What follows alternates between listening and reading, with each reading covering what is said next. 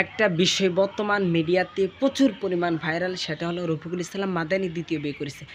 আরে ভাই, হুজুরের সামর্থ্য আছে, হুজুর বিয়ে করেছে, তুমিও বিয়ে করো, কোনো সমস্যা নাই।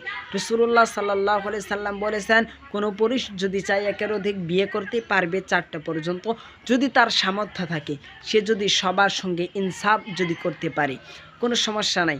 আমাদের দেশে বর্তমান হাজার হাজার নারীদের ধর্ষণ হচ্ছে, কোনো প্রতিবাদ নাই। কত শিশু বাচ্চাদের পর্যন্ত ধর্ষণ হচ্ছে, প্রতিবাদ নাই। কত এমপি মন্ত্রী নায়কদের বিয়ে ছাড়াই বাচ্চা হচ্ছে, কোনো প্রতিবাদ নাই।